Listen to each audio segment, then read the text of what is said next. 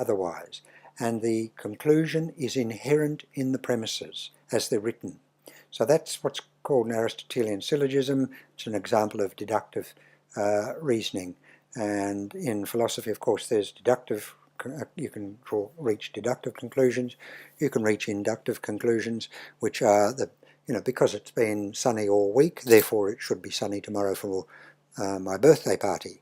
Well, that's not a very good way of running your life, but in fact that's how we do it most of the time. It works pretty well most of the time, but it's not good enough in science. There's also an abductive conclusion, which is, I think, just a special example of inductive conclusions. But we want proof at the philosophical level. We want to know that mental disorder must be biological because it could not be otherwise. And if the DSM committee can't provide this, then they really should shut up shop and go home. Now, the categorical DSM project, as it has been for DSM-3 and 4, and as it is largely going to be for DSM-5, with a bit of tokenism there, it only makes sense in terms of a biological psychiatry. A mentalist or psychological framework for mental disorder would necessarily be dimensional in form, and that's completely the opposite of the categorical system. So my prediction is that DSM-5 will fail. It's not based in science. It's not based in a formal articulated model of mental disorder. The best efforts by a group of highly qualified people earlier this year failed completely. They're just about laughable in their attempt to define mental disorder. The DSM-5 has presumed the nature of mental disorder, but they've never proven it, and of course their presumptions are wrong. Well, they're going to object to this. They're going to say, what about Linnaeus? Who was Carl Linnaeus? He was one of the world's most famous scientists, one of the most famous scientists throughout history. He's born in 1707, died age 70, and Carl Linnaeus is honoured as the lectotype of Homo sapiens. And that's to say, we actually define Homo sapiens by saying that Homo sapiens is the species of which Carl Linnaeus was a member. Right, so that, I think, is such an astounding honour to give this man because of the work he did. There's a couple of photos, they're not photos at all, they're oil paintings. A couple of oil paintings of Linnaeus, one when he was aged 26 and he's heading off to Lapland to study the flora and fauna and, of course, the Lapps. And he was wearing traditional Lapp costume which had been given to him by some of his Lapp friends.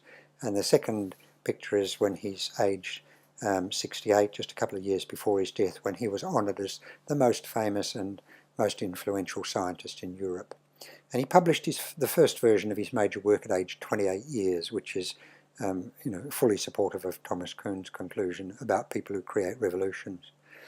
Now, Carl Linnaeus forced biology into a formal nosology, but it was all by chance. So nosology is a system of classification, and that's of course what the DSM-5 is all about. It's a system of classification. He discovered the correct binary model of speciation, but before the mechanism of speciation was known, he presaged evolution, genetics, and in fact he presaged everything. So Carl Linnaeus was just an astounding scientist, and we owe him an enormous debt. But psychiatry's got nothing like this. Human mental disorder is too complex for us to find the correct nosology by chance, and Linnaeus found it by observation, essentially by chance. There are a lot of other very bright people who'd gone before him, and a lot of other very bright people alive at the same time, and they didn't find it. But he did, wandering around in the fields and forests near his home. He chanced upon the correct model of speciation, the binary model, where things split and they're all related. We need a model of mental disorder in psychiatry before we can have a system of classification. Now, the DSM project, as it is presently structured, puts the nosological cart before the horse of a model of mental disorder. They've got it back to front. And in the absence of a model of mental disorder, the claim mental disorder is a biological disease of the brain is an ideological claim, and it's not possible to build an empirical science of psychiatry on an ideological claim. So I'd say that it's very bad science to attempt to do so, and good psychiatry cannot come from bad science.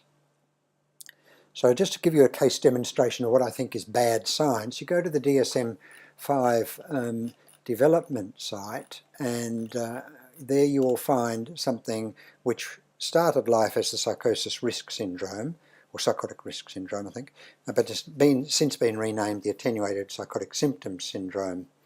And the goal of this is to identify the prodromal symptoms of psychosis and to prevent florid mental disorder. So the prodromal symptoms of psychosis means the early or preliminary symptoms. So these are the symptoms that are present in somebody who doesn't actually have a florid psychotic disorder, for example schizophrenia, but these are the symptoms that are there before it becomes full-blown.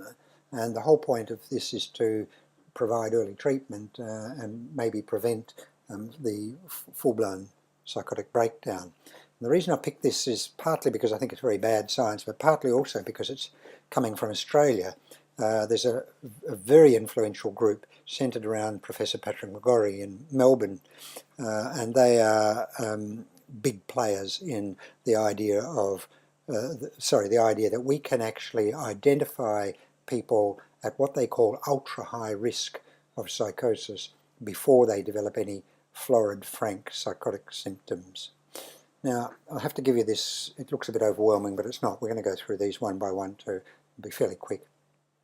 So they're the characteristic symptoms, and I think that when you go through these, you can be pretty sure that the psychotic risk syndrome is not science. It's a case of value judgments masquerading as science. Now let's go back to point number one there. They said characteristic symptoms. The patient must display at least one of the following in attenuated form. Attenuated means watered down or sort of wishy-washy, not quite there. But they also must have intact reality testing. Intact reality testing simply means that they can tell reality from madness. But the symptoms are fairly severe, and they're fairly often has to be beyond normal variation. And this includes delusions, hallucinations, and disorganized speech. Now that sounds pretty impressive, but I'm afraid it's completely self-contradictory. The definition of a delusion, we'll just start with definition of delusion because it's an easy one. Definition of delusion is a fixed false belief out of context with the subject's cultural and intellectual background. Now there's no room in this definition for normal variation, for attenuation, or for intact reality testing. You've either got a delusion, that is to say you've got a crazy belief, or you haven't, and that's the end of that. I just can't attach any sense to the idea that there could be normal variation of abnormal beliefs. It's a bit like saying there could be a normal variation in the legal definition of theft, or there could be insignificant degrees of pregnancy. Either you are or you aren't. And if the DSM-5 committee wants to break down the boundaries to the idea of psychosis being an alien state, then they're attacking the very basis of the DSM project itself, namely the notion that there are distinct categories of mental disorder, separated from each other and from normality by virtue of their biological causation. And the other thing too, of course, if we allow degrees of mad beliefs, then the door's wide open for prejudice to blunder through where only objective science should tread lightly. And the same goes for hallucinations. When you get to disorganized speech, I think this is just crazy. Hadn't the DSM-5 committee ever read James Joyce? Did they ever actually listen to what Governor Sarah Palin was saying, as distinct from all cheering wildly because it sounded great? Have they ever read any of the Francophone philosophers, like Deleuze and people like that, who are currently de rigueur in liberal universities throughout the US? What about the various chief executive officers of big banking who stumble and stutter when they try and justify their huge payments after they've taken money off the federal government? What about Christian leaders trying to justify the notion of a just war, or religious fanatics justifying ghastly terrorist murders? I could go on and on. What about politicians trying to argue that we need to borrow our way out of a debt crisis?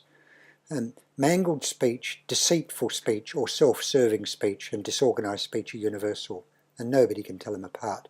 If you allow this in as a way of saying that a person who shows disorganized speech can be treated against his will for an early psychotic state, then I think you're just allowing the powerful people to menace the powerless.